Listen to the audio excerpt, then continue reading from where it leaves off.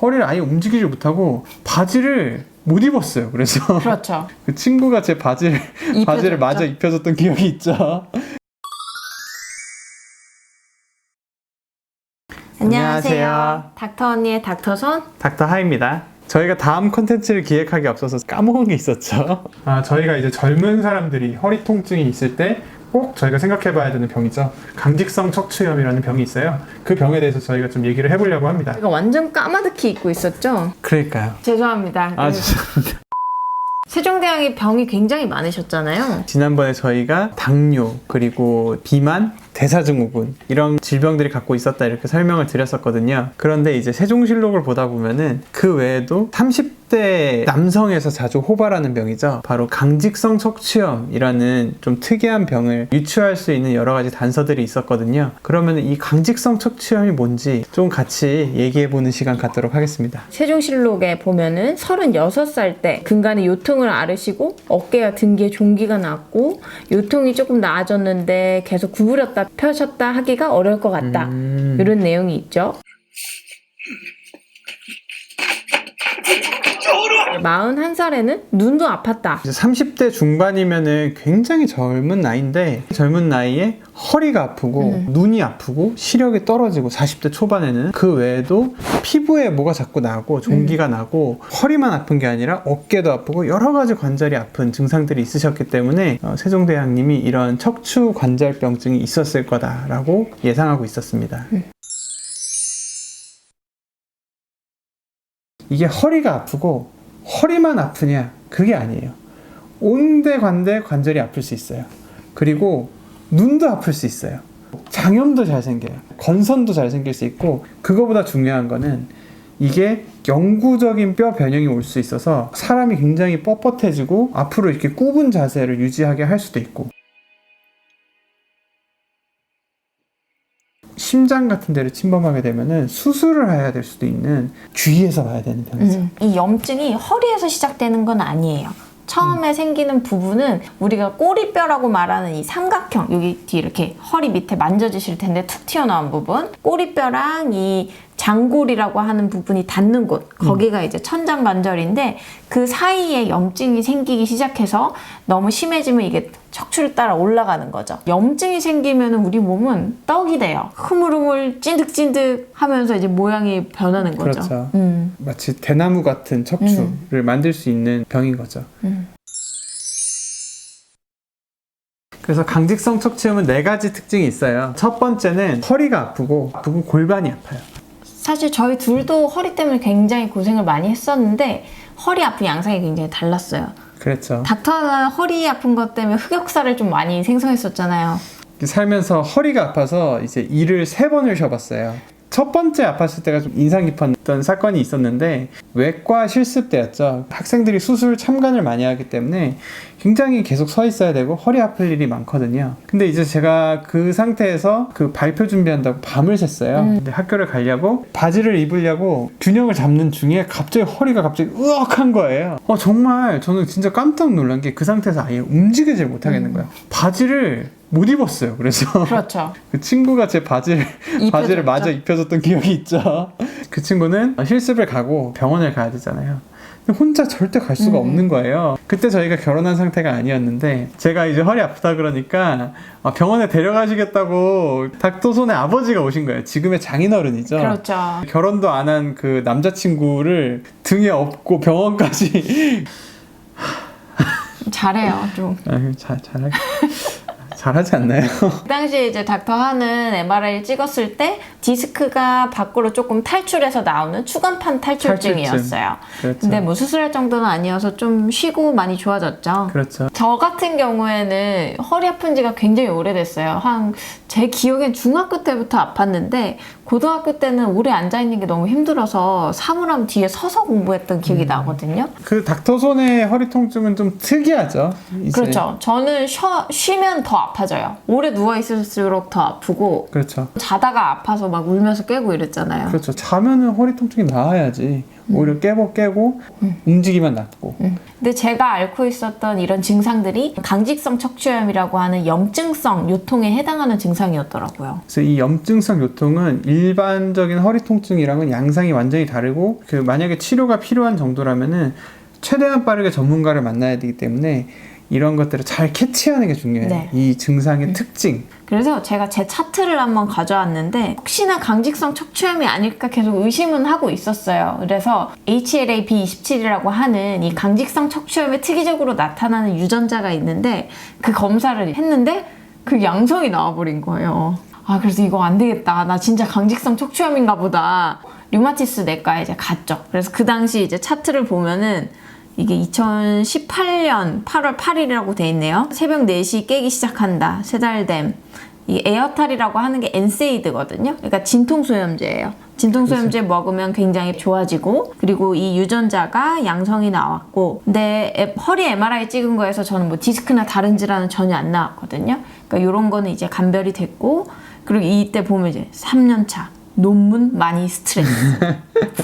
아, 이것 때문에 제가 아프지 않았나 싶은데 이게 사실 증상들이 굉장히 강직성 척추염에 맞기는 한데 저는 결과적으로 강직성 척추염 확진은 받지 못했어요.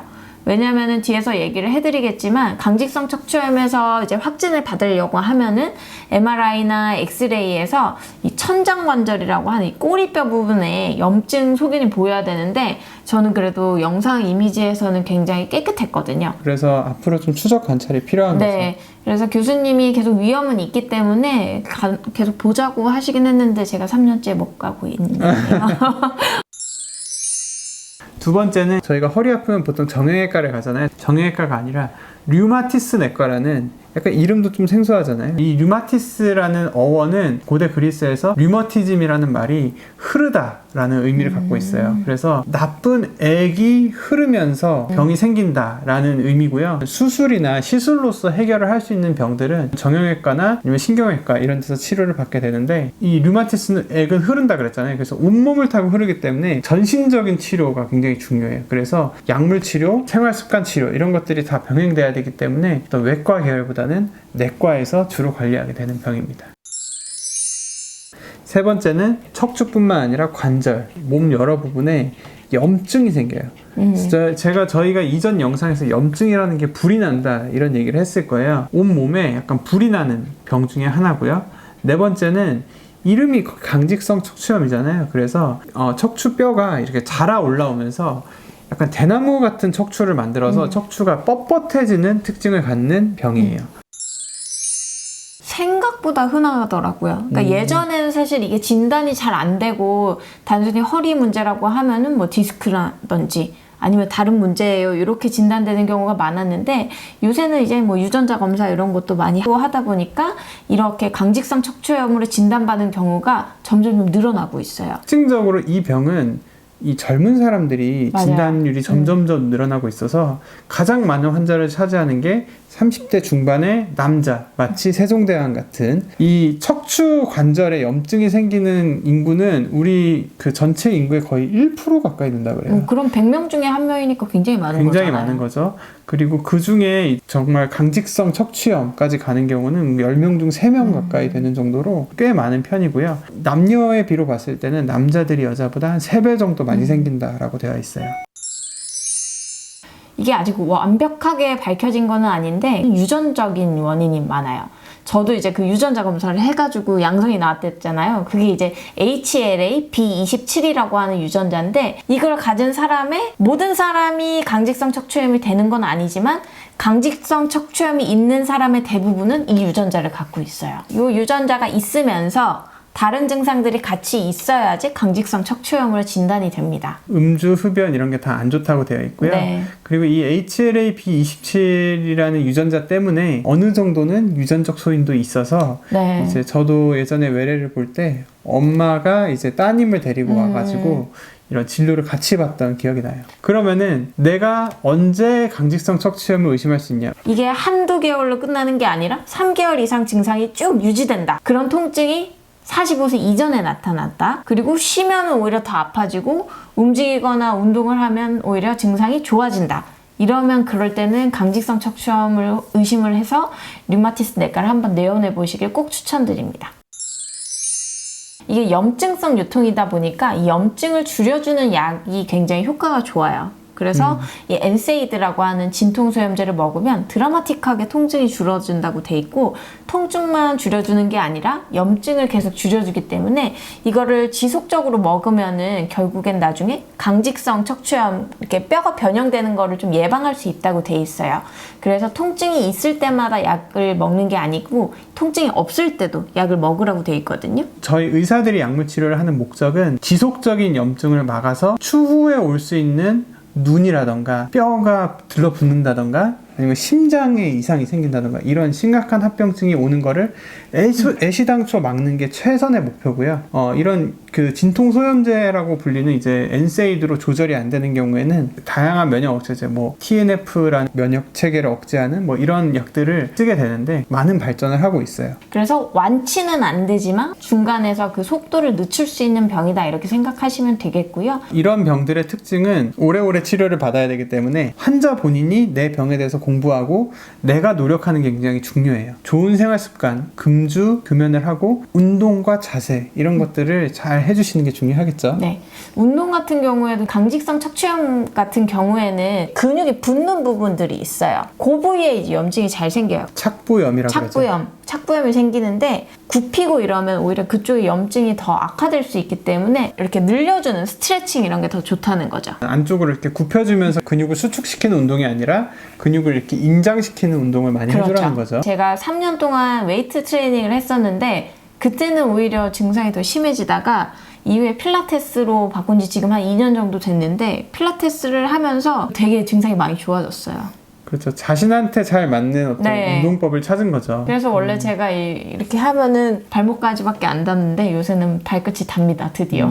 사실 제가 어렸을 때부터 굉장히 뻣뻣하거든요. 심합니다. 저 이 병을 배울 때 내가 바로 강직성 척추염이구나 이런 생각을 했었어요. 체력장 이런 거 하면 항상 그 유연성이 꼴찌였거든요. 그래서 저는 이제 제가 강직성 척추염이 아닐까라는 생각을 했는데 그렇지는 않았죠. 왜냐하면 강직성 척추염의 어떤 통증 양상과 제가 맞지 않고 점점 더 뻣뻣해지는 양상을 이렇게 보이는데 저는 그런 건 아니고 원래 그랬었기 때문에 제 생각엔 뭔가 뒤에 근육이 잘 안 자라신 것 같아요.